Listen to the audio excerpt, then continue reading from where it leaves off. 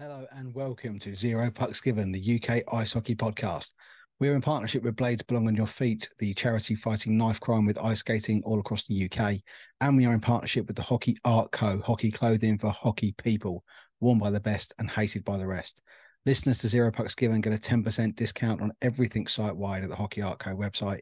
So go there and have a little look. This is our men's mental health special. November is Men's Mental Health Month. I'm going to be sitting down with Scott Findlay from the 3 on 3 podcast and Ed Archer from the Mentalk Health podcast. It's going to be perhaps slightly triggering for you. We do discuss some personal issues that we've all had and how we've recovered from them. And at the end of the video on YouTube, they will be showing all the relevant numbers and contacts that you might need if you do need to reach out for help. So please don't hesitate to do so. Remember, it's not weak to speak. Please enjoy this men's mental health episode with myself, Scott, and Ed.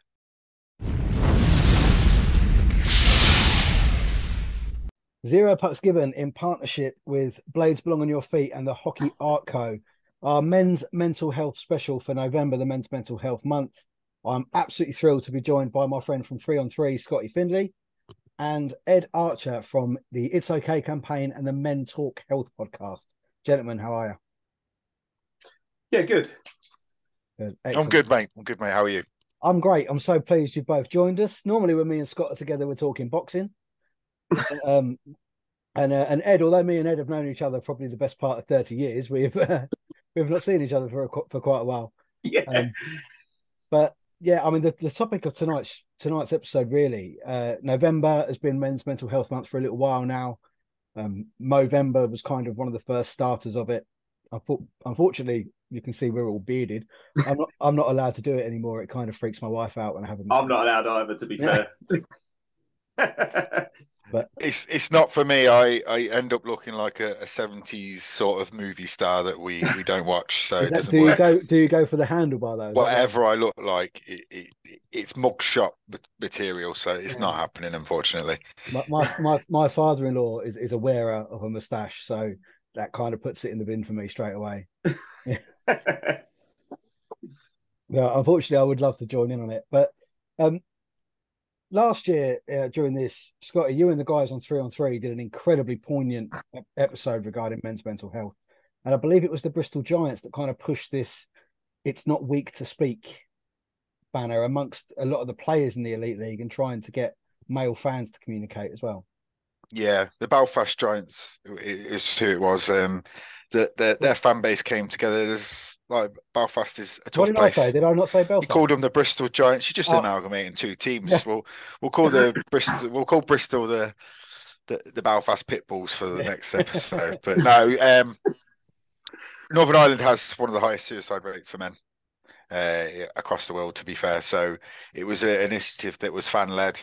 And it just said for people to come together and talk, which seemed to go down really well. There was a lot of leaflets handed out to people, and they've taken it up because we don't speak as a whole, do we? And it was good to see that people felt okay with it and backed it and wasn't shy to back it, because you can always do things behind closed doors and secretly be proud of something, but to put yourself out there and not shy away was great to see.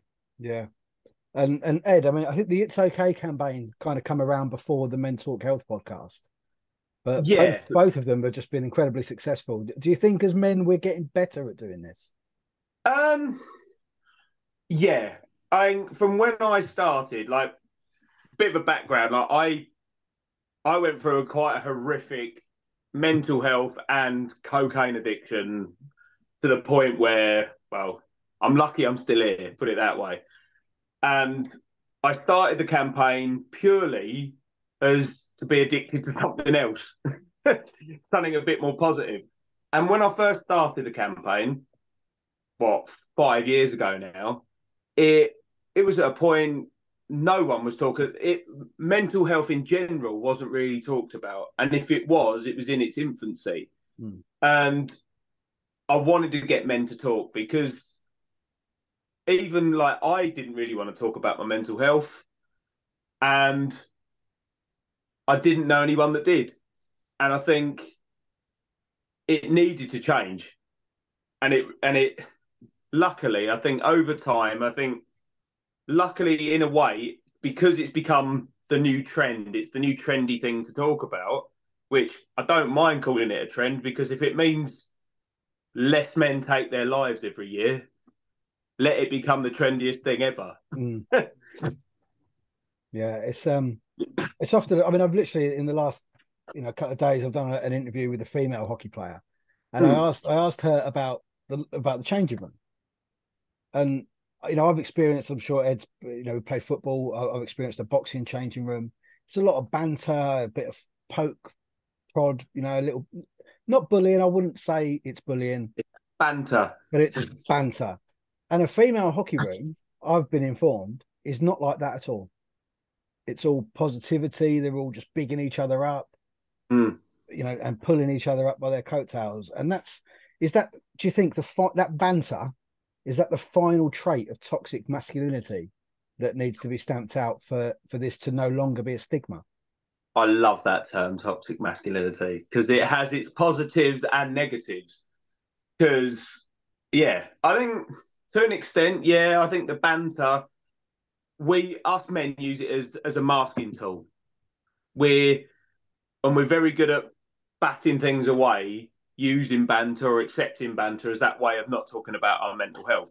And there is that massive correlation between that and women women tend to just talk because it goes back to that primal roles that the women sat around doing all the preparing the food and all that sort of stuff, and they sat around and they talked, they communicated, and that's what their job was. Us men had to be strong, we had to be brave, we had to go and kill stuff, and we had to drag it back to the cave.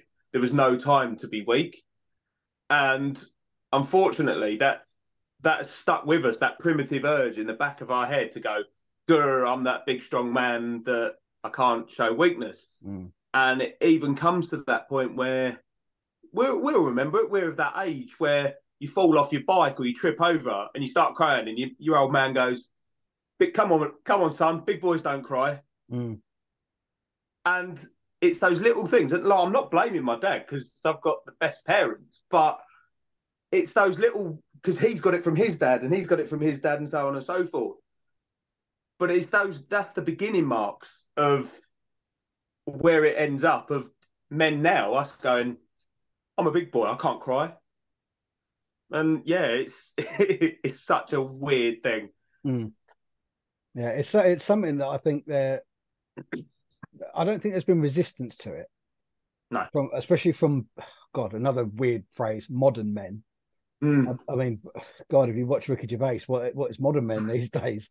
But that's a whole different topic and a whole different kind of conversation. That's a whole different podcast, I think. I don't think we can go down that road. No. But what I find is I've always been a particularly open person in a one-on-one situation. I'll talk about my feelings. I'll talk about how I'm feeling. I mean, you sort of shared similar what you've gone on with you. I had a wobble a few years back. It was a really randomly timed phone call from my mum that sort of set me on the right path again. But I've never had a real problem with talking about it. But I think a lot of the problem with men's mental health, especially from men, is the hypocrisy. That for 1 minute, as you said, it'll be like, "Oh, let's talk about our mental health, it's the trend." But then the next minute, they'll tear another man down on social media. For whatever. And I bring this up because this evening, the news has broken that Matt Petgrave has been taken to Nottinghamshire Police to discuss the death of Adam Johnson. And the media and some extremely vile people on social media will now start pointing this blame finger again. Yeah. I saw exactly the same thing, and I was going to bring it up because it's that kind of, unfortunately, it's the media. They have this way of spinning it to, we don't know what the reason behind them asking them to him to come in. He might not have been arrested. He might have been asked to come in for questioning because it's a line. A man has died. Yeah, it's a standard procedure. Yeah, and I think they could have just said, right, can we come in? We just want to cross the T's, dot the I's, and make sure everything happened right. But unfortunately, the media like to go, he's been arrested on suspicion of manslaughter and all this sort of stuff. And because of it, yeah, social media, the dark side of social media. Yeah, I mean, Scotty, this is your league. Do you know what I mean? And you did an incredibly poignant episode with the guys last week that was beautifully managed. And I mean, what's the kind of? I mean, obviously, it's only happened in the last hour or so. What's the feeling? Deflation again. I know it's very, very recent and raw, but you were coming to terms with it. Hockey returned to Sheffield this weekend, and it's not closure, but it's the starting of the healing process for it to begin. And then it's all just come back in the last hour or so. And you go through a mixed range of emotions and what you're feeling in whether you see in these accounts, the media just do not ever get how to account. You got one high profile journalist saying he's been charged. Well, it's not true, is it? Charged and being questioned for suspicion are two very, very different things. A man has died. There is going to be questions that need answering through the court of law. That's just the thing. But I'm reading these comments again, and I'm like, I'm going to sound snobbish. I've got to listen to someone tell me about the sport that I've watched for nearly 25 years to someone who's never watched it, and they can say that this is manslaughter. They can say he meant it. They can say he did this, and there's no comeback for that. No. And that's the whole thing with mental health. It must be so, because I'm angry. I feel anger now, and it's all brought it back up. So I want to express myself, and you get to a point where you do want to be toxic back. That is the norm, and it's not the way to go. But then talking about it helps. I said about you mentioned the episode we did last week. I wasn't there. It's not my team, but it affected me. But David was there. And it's been so good to listen to people talk about their experiences. And that's what I feel like podcasts do in that sense. It really helps you talk and express yourself because you're not thinking about it. You know, if you're having a one-on-one conversation, you probably are a little bit more guarded. But when you get into an environment of podcasting and talk to your friends, I feel you are more opened up. And that really does help. And Ed was going on about sorry, I'm going off on one here, but Ed was going on about how you brought up from the cavemen days and how it wasn't expected to be a man. I know that needs to change, but I also don't want lads to stop having fun. There is an element that you should be able to have a joke. I don't want it to be like, oh, you're a twat, but we still need to remember to laugh at each other. Yeah. And I think that's where we need to find a fine line. And that's a difficult thing for men to do, isn't it, mate? We never know where that line is. That's the thing. But I think laughter is one of the best medicines, especially, I'm not saying other people should laugh at your misfortunes and what you're going through, but the first step, when you're looking back on stuff, is just to laugh and just go, what an idiot I was, or whatever happened, to be able to have that. But I think where men, the majority of men use humour as a masking tool, or, well, for me, if I'm in an awkward situation, I have to make a joke out of it. Yeah. And sometimes that's the worst thing you can do. But that's my coping mechanism of awkward situations. But I think sometimes having a laugh and a joke doesn't mean you're not going to help people open up. One of my best mates, James, we get on really well, and we can open up to each other, but it's in a laughy, jokey, taking the mick out of each other. But we know we're unloading and telling each other how we feel. Yeah. So I think laughter is the best medicine. It's really cliche. Do you think for guys then that kind of creates I'm going to go, Scott will know when we talk boxing, I tend to go off on wee tangents. I'll take a superhero reference, like in Doctor Strange, where they've got the mirror dimension. and you can practice all your magic in the mirror dimension and it doesn't affect anything else. Yeah. I think that's where men can use their humor to create a bubble with other men where you can unload, talk about how you're actually feeling without fear of judgment, without fear of persecution.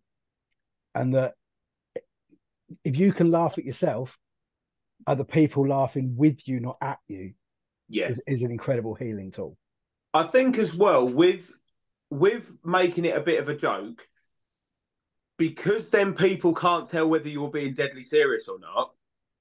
If like you're unloading, so you're feeling better, but actually people might not take it fully on board. And if you do feel like you've said something a bit too much, or you wish you hadn't have said it, it's cool because they probably thought you were just having a laugh. Yeah. So, like you say, it's like that little bubble. It's that kind of, oh, well, I'm just laughing about it as well.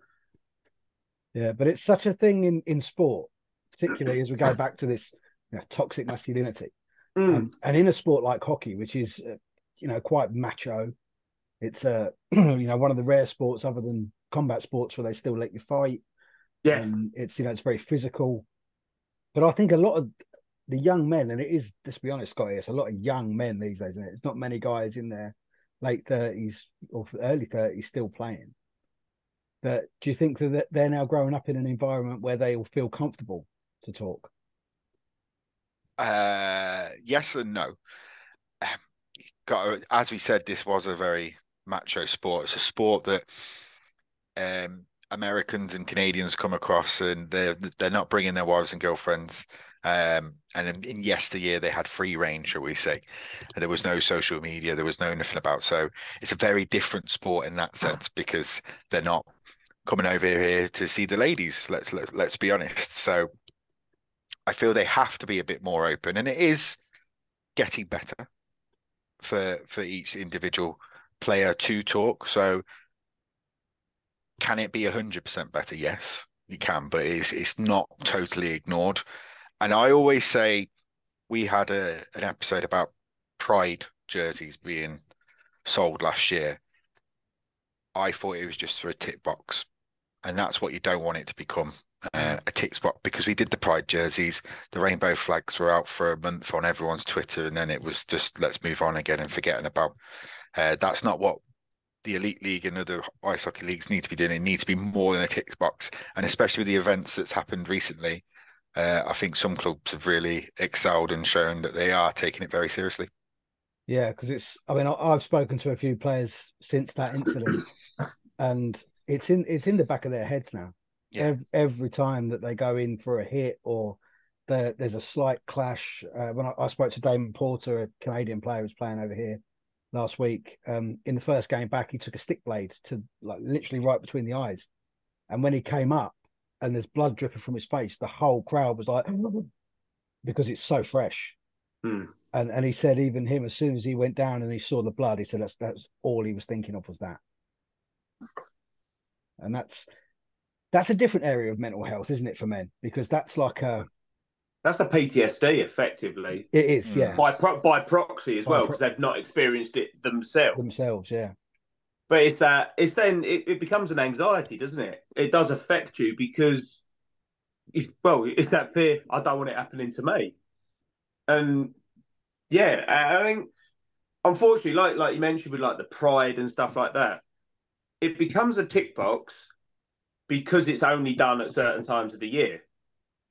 And certain posts are only put out at certain times of the year. Like you've got World Mental Health Day and probably World Suicide Awareness Day, and then Mental Health Month. They're the times where mental health posts go out. That should with anything that you're passionate about to preach should be going out on a regular basis, at least once a week. And yeah, I think for me, if I was to see that weekly, I think the mentality changes. Oh, it's not just they're doing it because they feel they have to. Yeah. And I think that they're the things that potentially are the next step, because then it will help players and fans of all sports want to open up more. Yeah. It will almost be called subliminal. If, you know, like that, if you're just you'll scroll past it, but it will stay in your head a little Bit like bit. a DFS sale. Yeah, Everyone knows there's always a DFS yeah, sale, never but ends.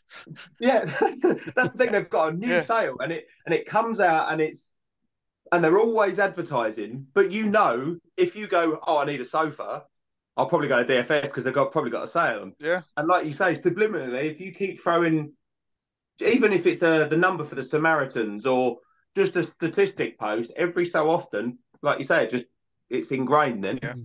Is that Because something? I really get Sorry, Scott, annoyed go on. with. Sorry, I really get annoyed with especially with the NHL and ice hockey. Every year, Bow Let's Talk, and all you get about half the NHL tweet it, and then the next time they tweet is a year later when they just send that tweet out again. Probably get paid to do it. Well, it doesn't do anything. It just No. for that day. For that day, they get a few clicks and likes, and that's a disingenuity of people when they talk about supported mental health. A lot of them are doing it for their own game. And that's where we need to really clamp down. That's what I made that point on our podcast a couple of weeks ago. When it becomes a trend for influencers or hype or celebrities, sports people to jump on to boost their following or their interactions, when they throw out this token mental health, like I've seen it so many times when you've seen when Matthew Perry, he's a good one to talk about, bearing in mind he was an amazing hockey player and he was a hockey fan as well. We don't know the ins and outs of his death, but we have a very good idea of the ins and outs of his struggles across his life.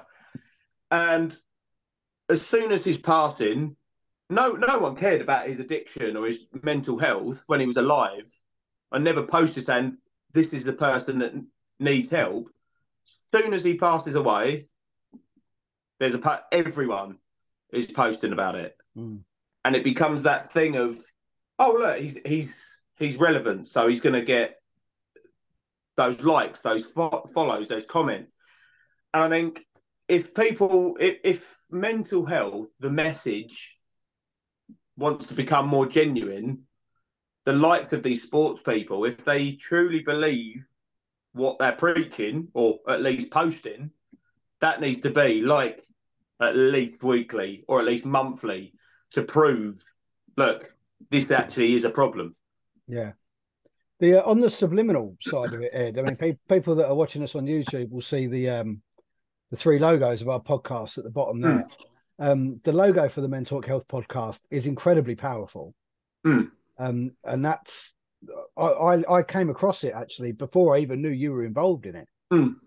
And it just, as I was flicking through, I saw it and I was like, wow, that's really spoken to me, because that's how, as a a man, I go to work, come home, wife, daughter, job, podcast, all this stuff to think about. You have to decompartmentalize your brain. But you forget that all these other things you're doing about it, you've also got the anxiety, the worry, the financial burden. It's all there. And that was an incredibly powerful image. I think like you say, it is those little things that we wanted to make that logo to be able to go, like, you can talk about your mental health, you can talk about all these things, but they're always going to be up there. There is always going to be more than one thought. And unfortunately, being ADHD myself, I've got all those thoughts plus a million other things that I see, and it's an amazing idea all the time. So I think to be able to show people, look, you've got all these things in your head and it's okay to have them all in there, but you've got to talk about it. Ed, out of interest, if you don't mind me asking, when were you diagnosed with ADHD? Because that's not something that was really spoken about when we were young. It was, but we know what the connotations were. You were the naughty kid at school. You didn't have ADHD. You were just a little shizer that just caused trouble. So at the moment, I haven't got my full diagnosis yet, but I'm going through that process.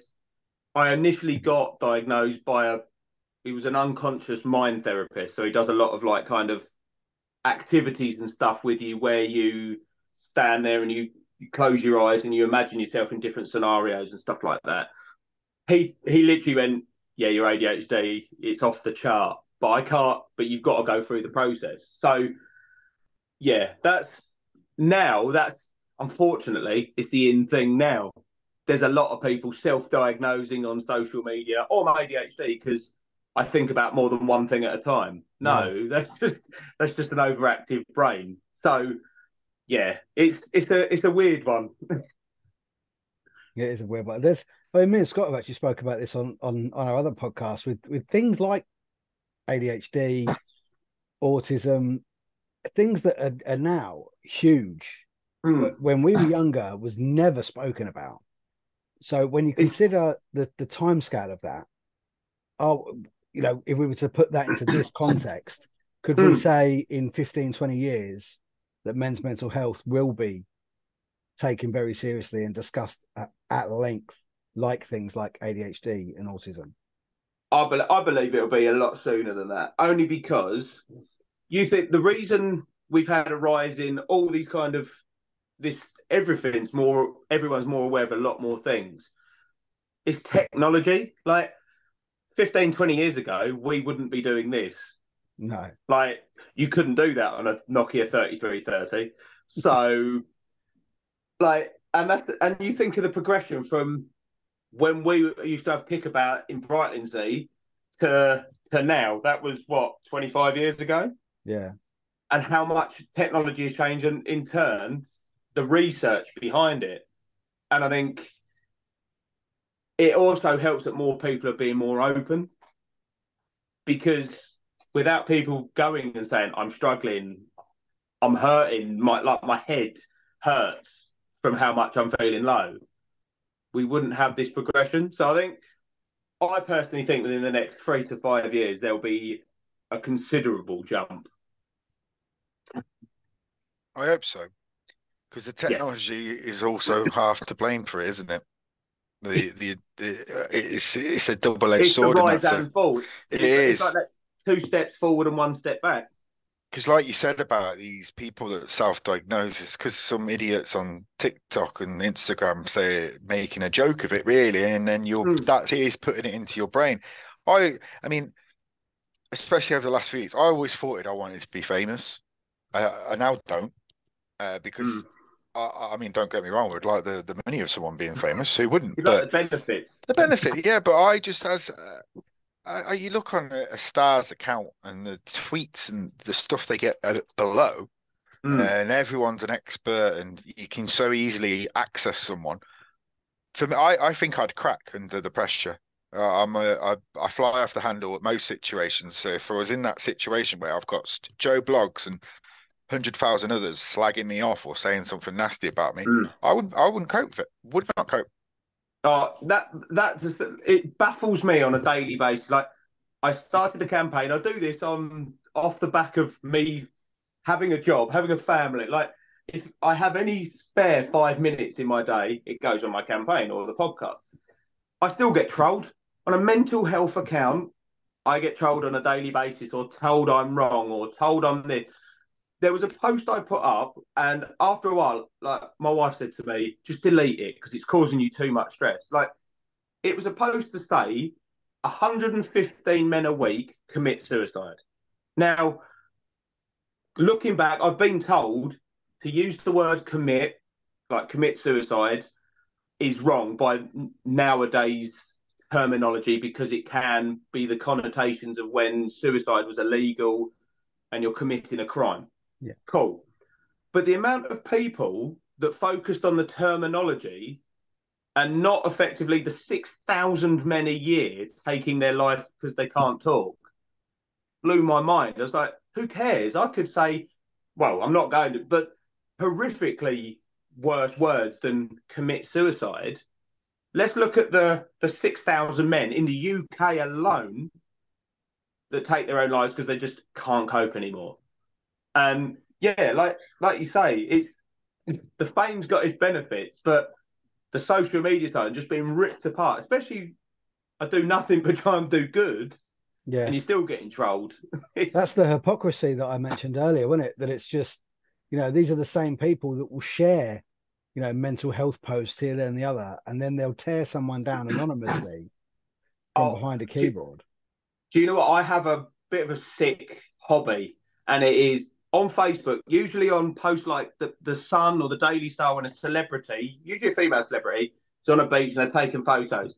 I have this thing of like, it must be the ADHD in me. If I see someone trolling, I'll go to their account and I will scroll until I find that profile picture that says "Be kind," and I will put, and then I will reply, "This you."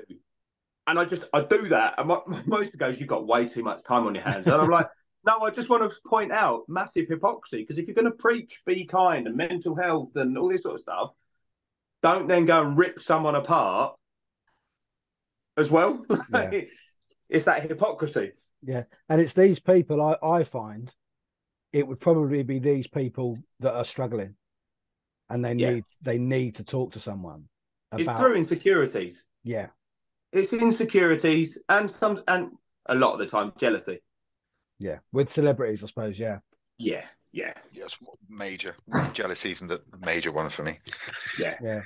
But it's I mean, there's so many different types, isn't there, of the kind of problems that men can have. I mean, personally, myself, I felt trapped. I was in a job that I couldn't get out of. I wasn't having the best time in my marriage. I wasn't sure I was being a good dad. Felt I had no way out. And at that point, I felt I had no one to turn to either. Like I said, it was a very randomly timed phone call from my mum that I was probably hours away from doing something quite stupid. And and then the phone call from my mum, who obviously, people don't know, my mum lives in Spain and I don't get to see her that much. But that was then like, well, that went off in my head. It's like, that's a sign. Yeah.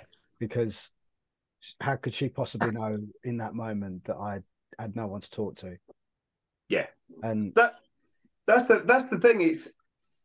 I don't believe in this whole fate and all this sort of stuff. I'm one of those believers. You create your own destiny and you open your own doors and stuff like that. But stuff like that still freaks me out because, like, I've had similar kind of things where you're in a position and you just get a phone call or a text or whatever at just the most opportune time. Now, unfortunately, I'm the opposite. I actually am a massive believer in fate. I've got it tattooed across my chest. So, I'm hoping you do believe then. Yeah, I do believe. But it's and this, I mean, I'm probably only talking 5 years ago. I can't. But the difference then in me personally and the environment, not only the environment that I'm in, obviously my life is just tenfold happier than it was, but I now feel comfortable in reaching out to. I could reach out to Scott. Me and Scott have only actually met once, and it's because I was working in his area and I popped in his house. We've been doing a boxing podcast now for 6-7 months, but I could message Scott and say I'm struggling. I need to talk to you about something. I had my friend message me yesterday, who's he's an eternal worrier, worries about everything, and I now feel comfortable enough I can reassure him. Like, say, that's right. Yeah. You haven't got to worry about that. If that happens, then that happens, and you'll be fine. I think sometimes it doesn't matter how you like. I think social media is a help in that connection. You can make connections with people that you could never have done 20, 25 years ago. Like you had to make that connection face to face. And I think, like, Matt and Hayley that I do the podcast with, I've only known them since January. Like, and people have gone, "Oh, you must get on really well. You must be really good, mate." I'm like, no, we've just got the same passions. We've got the same issues, and I think you bond over common things, and we've all got this common thing to do good. And like you say, like like with Matt especially, like, because we're both guys as well, I know I can phone him up at any time of the day and he'll answer he might not answer the phone. He might go, "Why is he ringing me at this stupid time?"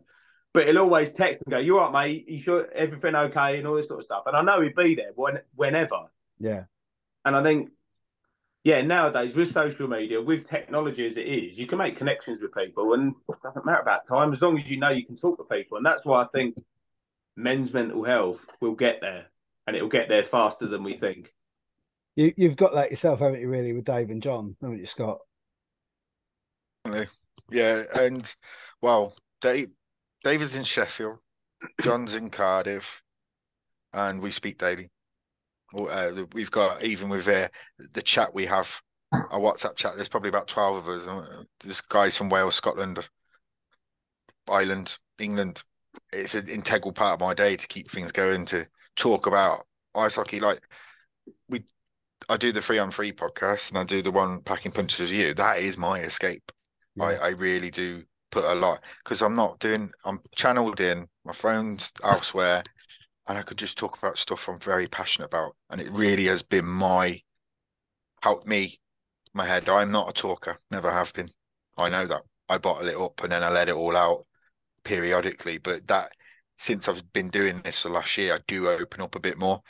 I do use humour as an escape, 100%. Anyone can say that. But I know that, and I'm conscious of that, and I'm a lot better at letting out my emotions. So yeah, and the lads that are in this chat have really helped, because yes, I've met them in person at the hockey, but some of them I haven't, and some of them I've met since we've been in the chat, and it's a massive point. There's a lot of those guys have been through a lot of trauma this year. There's been some deaths, there's been some illnesses, and we've all been there for each other. And then sometimes I have to put my guards up and go, "Oh, lads, let's take the piss out of one of you." I will continue to do that. I'm not going to be fake and say I will fully put my barriers down. But where I am from where I was, I'm happy with the progress. Lovely. Has doing the podcast helped you, Ed, as well? Yeah. Like, I know, like, I had a brainwave. Like, when I started doing the campaign, like, when I first started, I just wanted it. It was like a bit of a selfish therapy. Got to later on, I'm like, I want to preach this. I want to be like one of those preachers on a street corner, like telling everyone you need to talk about your mental health.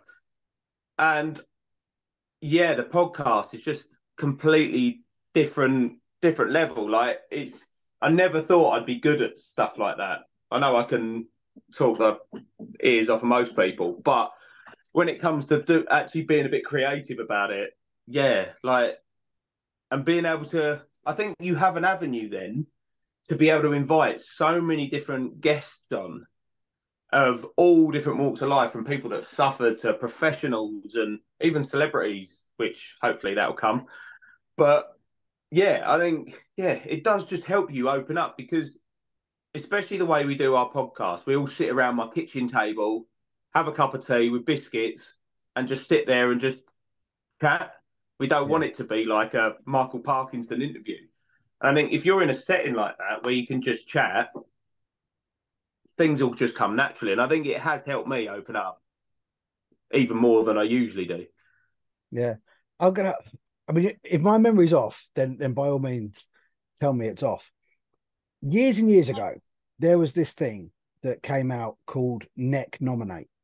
Yes. And people were necking a drink of something and nominating. I was a freedom fighter for that as well. Yeah. Yeah. And then it got a bit silly, and people were drinking some people were dying stupid shit, weren't they? There is the language warning on this episode, by the way. We can swear. Yeah. But, and Ed, you kind of went viral, didn't you? That was my first taste of viral videoing. Yeah, literally. That was 10 years ago. I was going to say, it must be coming up for 10 years ago. Yeah, it'll be 10 years ago next February. And I literally, the only reason I did it was to impress a girl that I was trying to go out with at the time. Literally, I was like, this will get her eye. And yeah, like, you've seen people and they're showing off, putting all sorts. And I just went stupid. I threw in floor cleaner and then mango chutney and lime pickle and window cleaner and all this sort of stuff. And yeah, that was in the evening. I woke up the next morning and my mate went, your video's just been on Loose Women. I went, what? And he went, yeah, and it's just been on Anglia News as well. For anyone listening who don't actually understand what it's a TV program. Ed made the most horrific drink that would have killed someone if you drank it, and he poured it down the sink and Yeah, said I didn't actually drink he it. didn't drink it and just said, "Look, stop being stupid. This Pour is it down the drain. pour it down a drain." And it did actually spawn something for a charity that Ed and I have both been involved in. I'm wearing the hat actually as we Yeah. speak. The Robin Cancer Trust. They then Mm. turned that into Check Nominate, where you would post a picture of yourself with your hand in your trousers or down your towel or in your pants.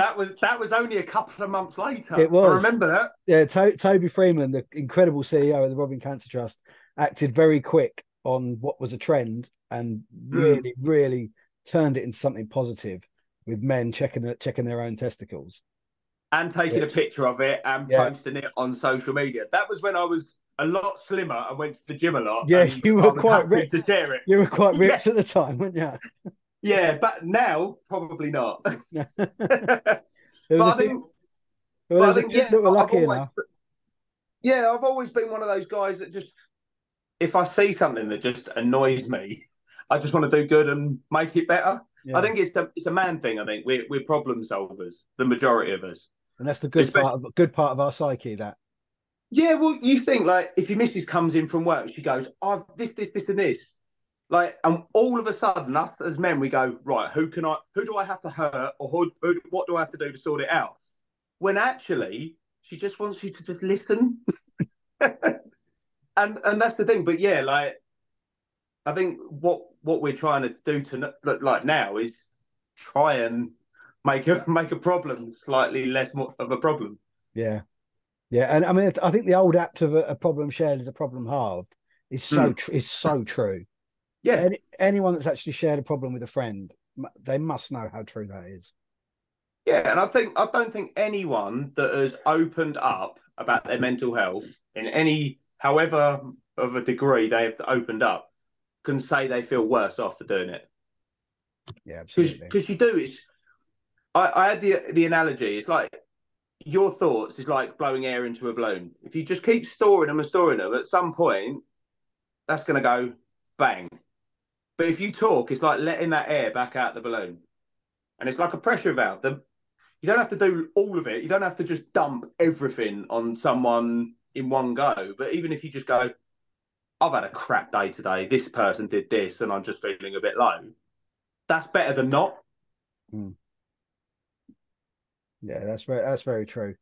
I can't get the sound out of my head now of releasing an air out of a balloon. Yeah. Now I can't. Cheers.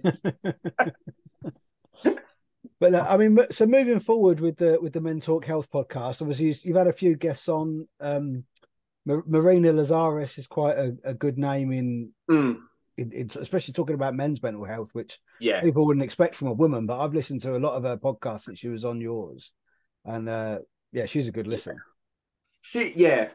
Marina's amazing. Like, I think, like you say, not many women will go, well, think about the men, because especially at the moment, it's very much this like a feminist movement and all this sort of stuff and empowering women.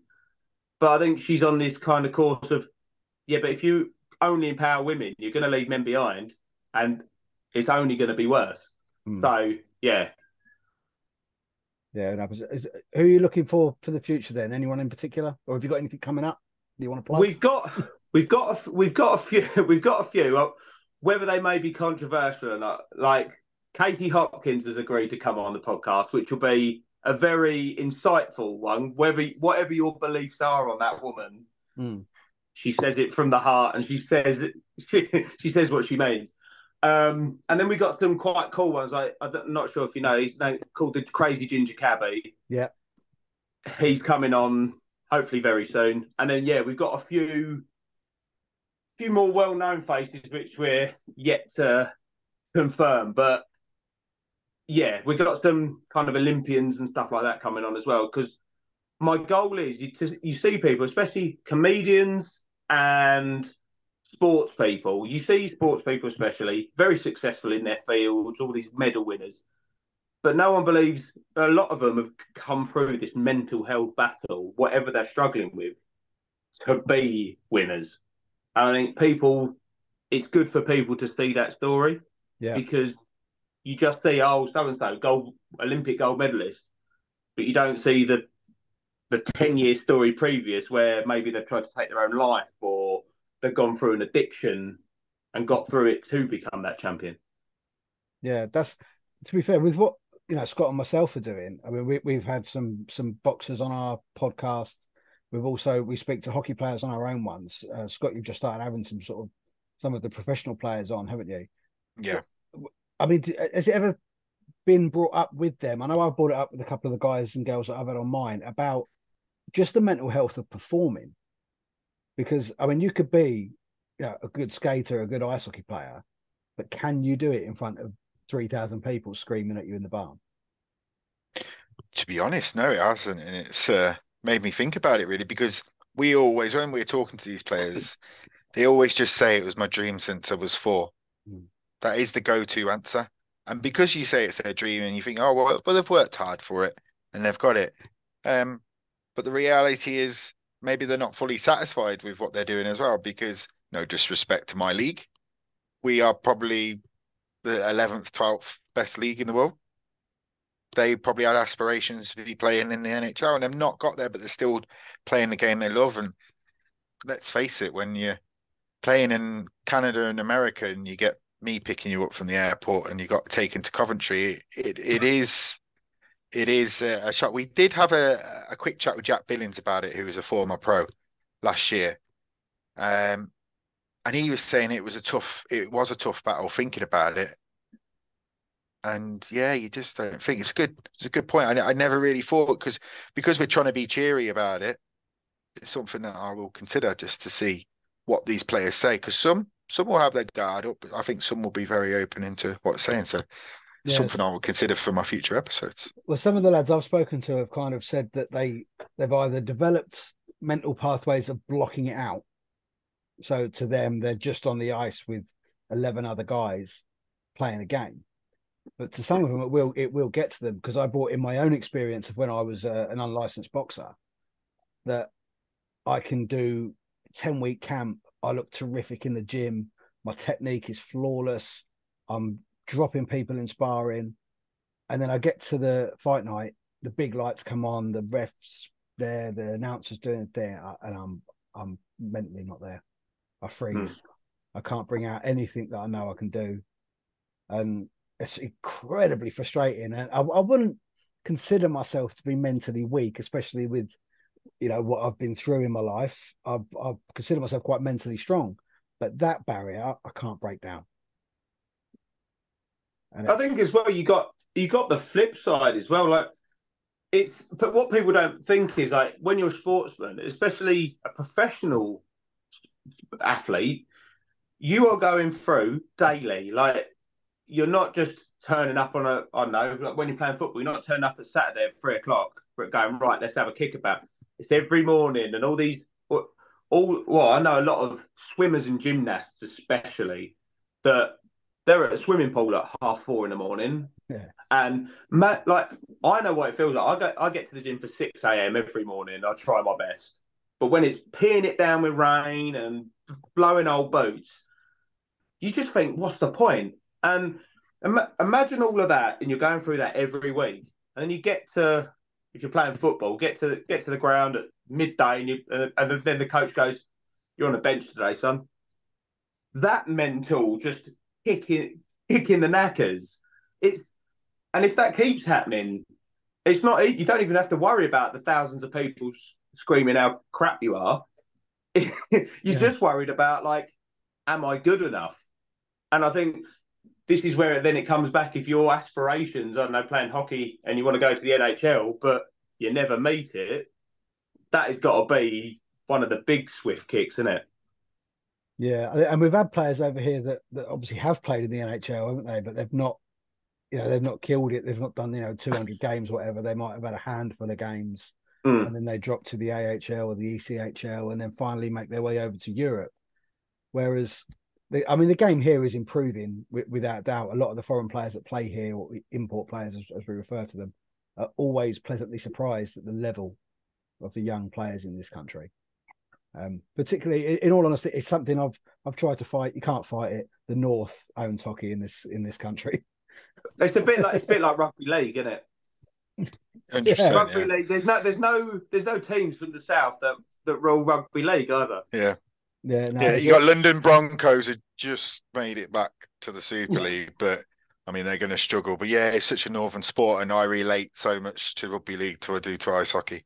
I watch both, and it's a different game. I was just played on different surfaces, to be fair. Yeah, well, a similar game on different surfaces. Yeah, that's the word. Yeah. But no, it's yeah, like I think in sport, it's a big thing for these guys to talk, and I think that platforms like this, obviously, Ed, you'll be, aiming at your, professional athletes from a lot of arenas to get them to come on and talk. Scotty and the boys at 3-on-3, the guys in the elite league that come on, it's really great exposure for them as well. And with at my level, Dan, we're in the NIHL 1 South Britain division. We're a couple of divisions underneath the elite league, but I think the guys and girls that I'm speaking to enjoy coming onto a platform where they can speak quite candidly and openly about their sport, about their experiences in it. And as you've said, to stop this just being a monthly thing, about their mental health. It's something that I've been building up to this month. I keep, the odd question with everybody, how do you deal with that? Well, when the big group you got an injury, how do you deal with that mentally? Because we need to speak about it all year, not just 1 month of the year. Yeah, I think a lot of podcasts that I've seen are starting to come around to that. Not having like just every podcast being about mental health, but even at the beginning or even at the end, just are you okay? Yeah. Like, how are you feeling? I think it's those little conversations that make that snowball effect. Because if you see more people going, not just you're all right because we're British and we go, yeah, cool. But if you go, how are you feeling? It's a lot more difficult to blag your way out of it because it's not a concept we know. We just, you're all right, mate. Yeah, not bad at all, mate. But if you go, how are you feeling? You kind of you're tricked and you kind of you're open up. And I think the more times you do that, and the more people, it's that subconscious thing again. The more times you see it, it just becomes the norm. And who knows? We might then just get home and just go. I don't know, text your mate or see your mum and go, how are you feeling? Instead of just going, how are you? Or you're right. Just how are you feeling? And it's to normalise questions, I think. Yeah. And I think that's where, I love that. I think that's where the stigma's got to end, isn't it? Is normalising the conversations. Yeah, because it's made out to be this big thing. Like when a player, like I saw recently, a footballer, well, it was Dele Alli, when he said he struggled with his mental health, and everyone's went, oh, amazing, that was amazing that he's come out and talked about his mental health. Yeah, it is brave, and I'm not saying it's not, because that's what we want men to know, that the bravest thing you can do is actually open up about your mental health and talk. But it shouldn't be like this big carnival when someone opens up about their mental health. That's because then you're building up that stress because you think it's that monumental moment. Like my eldest daughter came out to me when she said that she was gay. I went, okay. And she couldn't compute that because she was expecting this big reaction.